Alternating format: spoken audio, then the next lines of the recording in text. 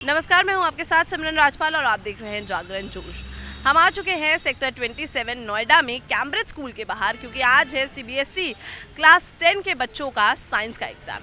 तो कैसा गया उनका पेपर, कौन सा सेक्शन उनके लिए मुश्किल था, कौन सा सेट उन्हें मिला, ये सब बच्चों से जानते हैं। So how was the paper? Easy था, थोड़ा सा थोड़े क्वेश्चंस में कुछ ट्रिकी पार्ट था, वैसे ठीक था, सारा इजी था।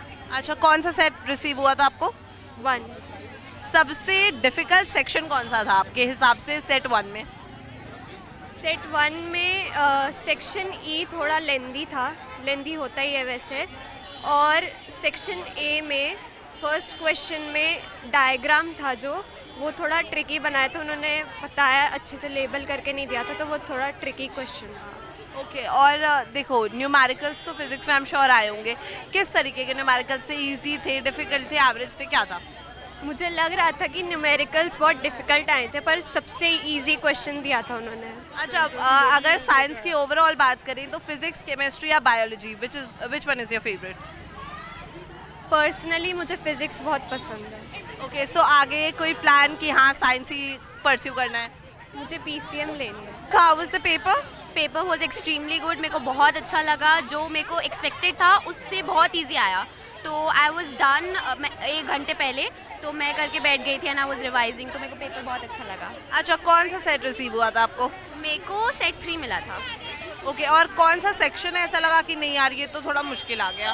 एक्चुअल में ऐसा कोई सेक्शन मेरे को मुश्किल नहीं लगा। जो यूजुअली सेक्शन मुश्किल लगते हैं वो एमसीक्यूज़ के होते हैं, कि जिसमें टाइम टेकिंग होता है, बट फ्रैंकली इनफ सरप्राइजिंगली केवल 15 मिनट्स में हो गया, तो इतना मुश्किल नहीं था एमसीक्यूज़ तो। लेकिन और बाकी सेक्शंस तो थे ही, अच्छे थे। अच्छा, और बायोलॉजी से किस टाइप के क्वेश्चंस आए थे? लाइक डायग्राम्स पे कितना फोकस किया गया था? डायग्राम्स उतना फोकस नहीं किया था। एक्चुअली क्या हुआ कि I was preparing for diagrams and I thought कि कॉम्प्लेक्स आएंगे। फॉर एग्जांपल नेफ्रॉन का डायग्राम इट्स प्रिटी कॉम्प्लेक्स, लेकिन डायग्राम्स उतने नहीं आए थे और फिजिक्स में ज़्यादा डायग्राम्स आए थे। फॉर एग्जांपल मतलब एक डायग्राम आया था कॉन्वेक्स लेंस के बारे में, तो उतना कॉम्प्लेक्स नहीं था जितना हम लोग सोच रहे थे, उससे बहुत अच्छा था। ओके, और सैम्पल पेपर और मेन क्वेश्चन पेपर में आपको डिफरेंस क्या लगा?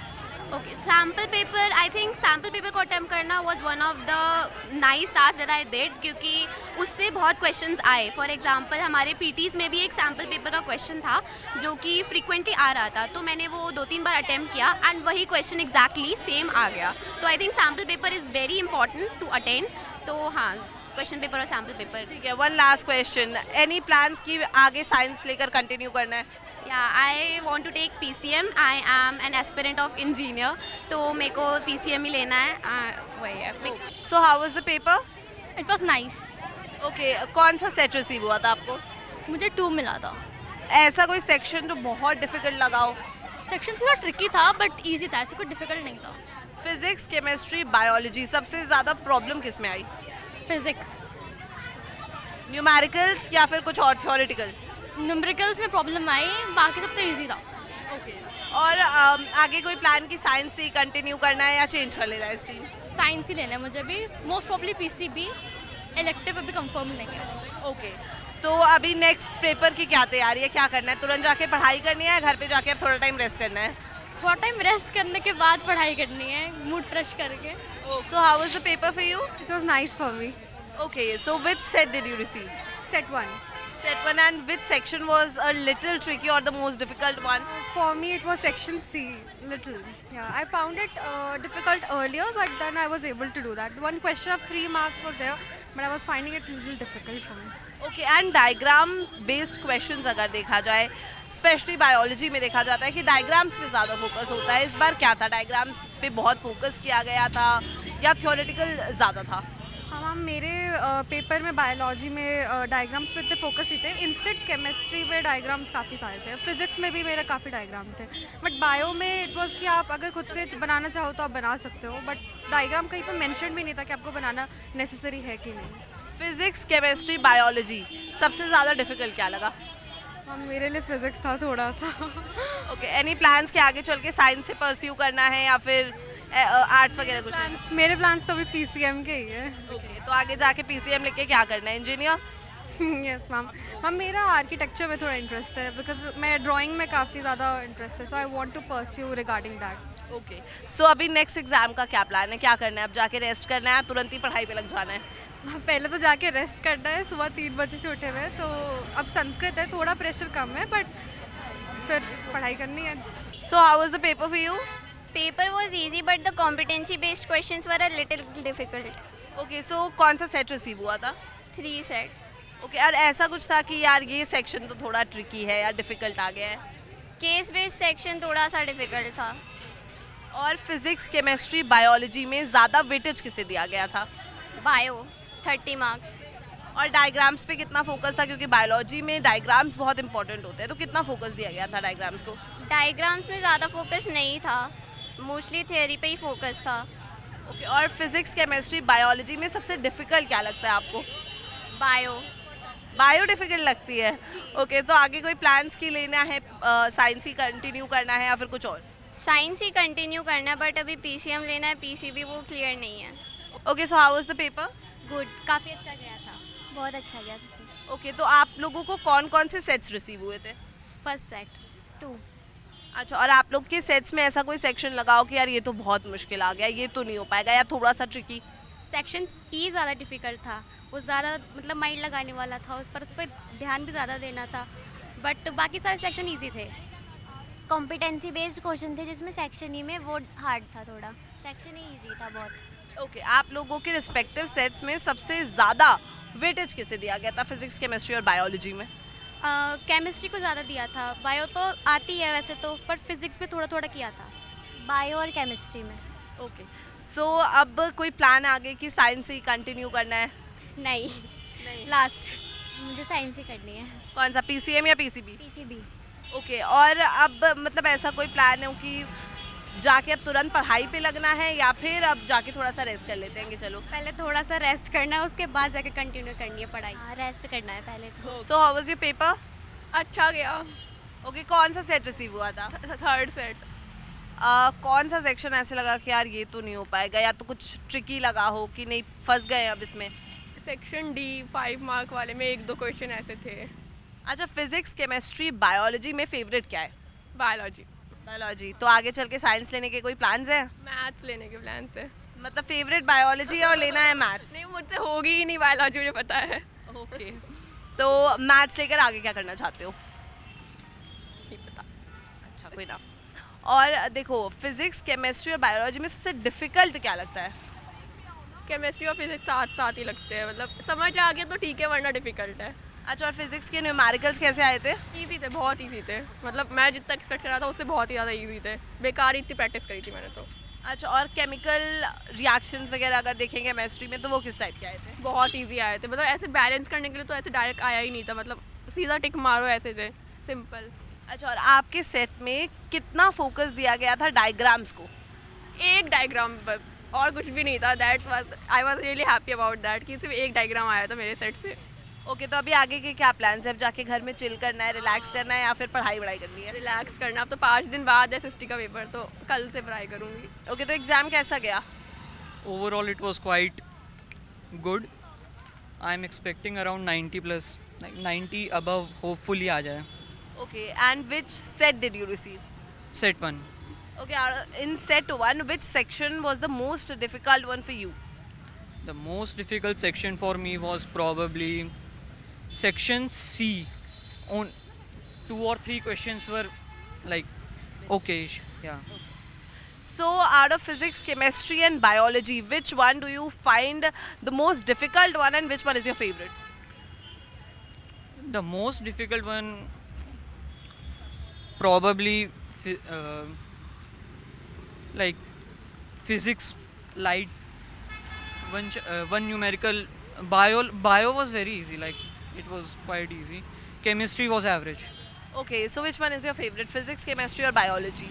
Chemistry Chemistry. तो chemical reactions वगैरह किस टाइप के आए थे? Easy थे, difficult? easy.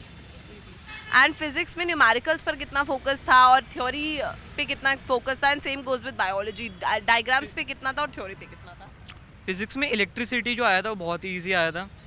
लाइट का एक ठीक ठाक क्वेश्चन आया था, और बाकी तो इजी थे. डायोप्टर वाला, पावर वाला, लेंस का.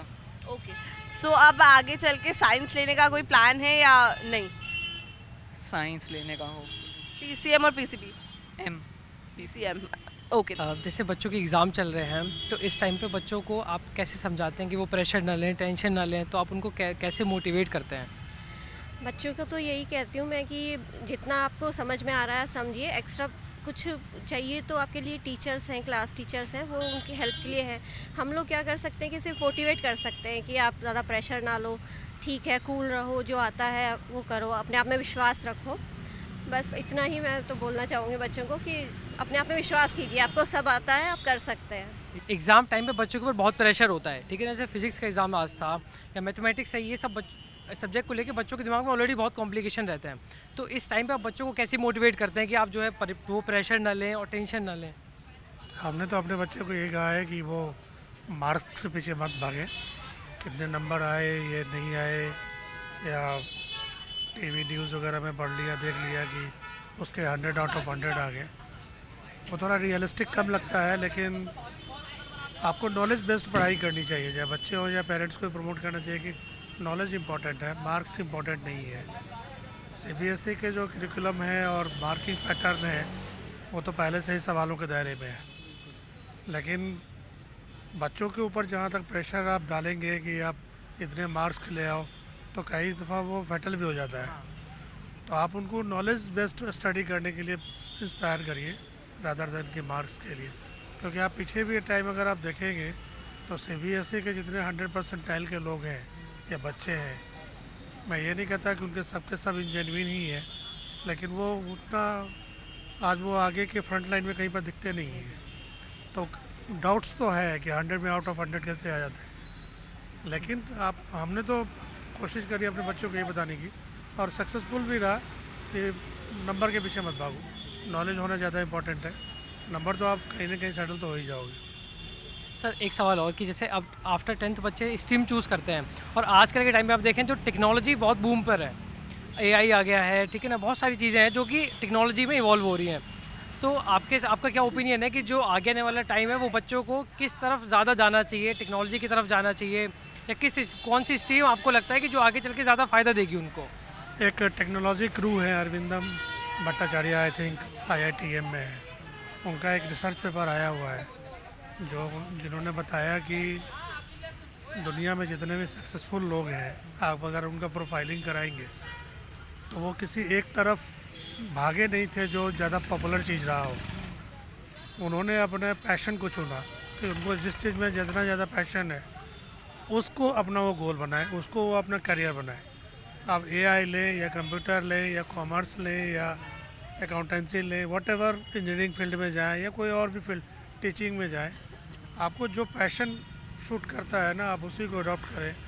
फलाना AI में फलाना बंदा काफ़ी सक्सेसफुल हो गया, इसको अगर आप चेंज करेंगे तो वो सक्सेसफुल की गारंटी होने की आपकी नहीं है, लेकिन अगर आप अपने पैशन को चूज करते हैं तो पक्का आपको अच्छा रिटर्न देगा।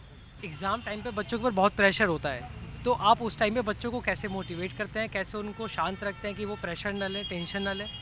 एक्चुअली में क्या है कि ये 10th बोर्ड जो है एजुकेशन लाइफ का पहला स्टार्टिंग फेज़ है, तो बच्चों में ऐसे ही टेंशन बना रहता है, लेकिन हम उनको यही बोलते हैं कि बेटा टेंशन लेने की बात नहीं है, आप अपना एफ़र्ट लगाओ, जितना आप एफ़र्ट लगा सकते हो उतना लगाओ, ठीक है ना, आगे ऊपर वाला है, ठीक है ना, इसलिए आराम से अपना पेपर दो, अच्छे से रिलैक्स होकर के, और कोई टेंशन नहीं लो कितना नंबर आएगा, ठीक है ना, जो भी आएगा अच्छा आएगा। तो अभी हम बात कर रहे थे CBSE क्लास 10 के स्टूडेंट से जिनका आज साइंस का पेपर था।